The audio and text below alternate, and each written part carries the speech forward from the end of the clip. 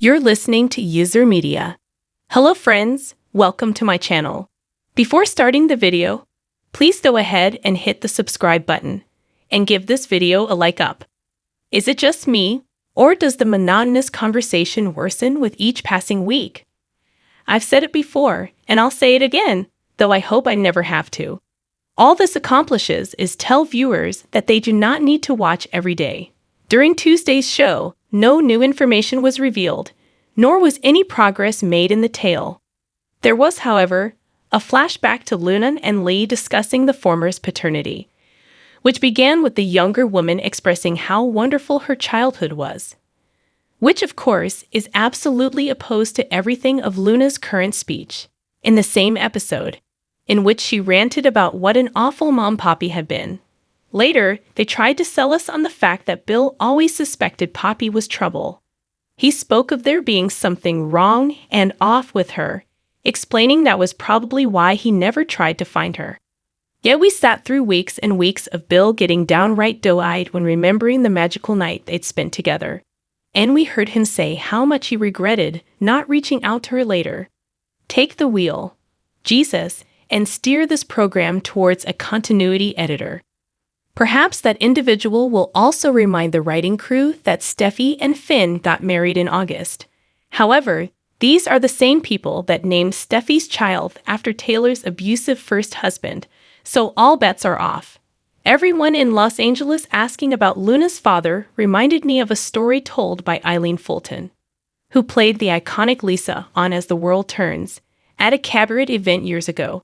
She was discussing the early days of the show, when they weren't allowed to say the word pregnant. For weeks for character, who was having a baby, wandered around, hand on belly, saying, "How did this happen?" As Fulton tells the story, a fan, fed up with the endlessly repeated question, sent a sex education pamphlet to the CBS studio along with a note. "Dear Lisa, this is how it happened." I couldn't help recall this story as the show kept cutting from characters talking about Luna's dad to Finn and the voices in his head. I had voices in my head, too, shouting things like, "You're a doctor. Run your own paternity test, dude." And so because she told you once you couldn't possibly be the dad, based on nothing, you believed her. I assumed that by Friday, we'd know once and for all whether Finn fathered Luna, but no. Instead, we ended with him yet again pondering whether it might be true. That said, the scenes for next week certainly made it hard to imagine those test results will reveal anything other than his tie to Luna. The week's one big development came in the final moments of Friday's episode. Poppy, apparently having decided that she needed to tell Luna the truth about her dad, likely before Finn figures it out, headed to the prison. Once there, she was told her daughter wasn't there. I'm willing to bet that next week, Poppy will be told that Luna's been moved, perhaps into solitary confinement. But this again raises the question of just how long Bill plans to have a house guest. Bill keeps saying that Luna has to prove to the world she's changed. But how, given that nobody knows where she is, and presumably won't for the next 20 or so years?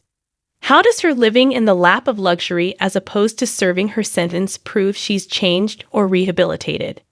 Is she getting bonus points for not killing the gardener? Perhaps the biggest question of all is how the character of Bill rebounds from this. And I need him too, because Don Diamond has created one of the strongest, most fascinating men in all of daytime. I want the real Bill Spencer back, and I know I'm not alone. In other news, Steffi set the irresistible to any man or woman Daphne on Carter. During Friday's episode, when Daphne said that everyone, male or female, wanted her and what she has, it occurred to me that this story would be a lot more interesting if Hope were the one to fall under Daphne's spell. This twist would also make more sense in a way. Over the past year or two, we've seen Hope following her heart from Liam to Thomas to Carter. Why not let her be drawn to Daphne too? If this were to happen naturally and unexpectedly, it would also feel a lot less icky than what's happening now. Steffi is essentially whoring Daphne out. Sure, Daphne seems ok with it, but I'm not sure why she would be. I'm also not sure I get where this plan is going. Are we to assume that Carter and Hope breaking up would send him scurrying back to best friend Ridge, hat in hand? If Daphne's scents are as appealing as they appear, the company could make a modest fortune, proving Carter's prediction. Yeah, I don't understand it either. Why does Jack spend so much time at Il Giardino? First, he joined Poppy for a post-paternity test drink. The next day, he met Lai there, assuring her that he had called to ensure Sheila was not working. But why go to such lengths? According to reliable sources, there are at least 2 other restaurants in the Los Angeles area. That doesn't even include the Peach Pit in Beverly Hills. Thank you for watching this video. Please subscribe my YSR Media to our channel and stay with us.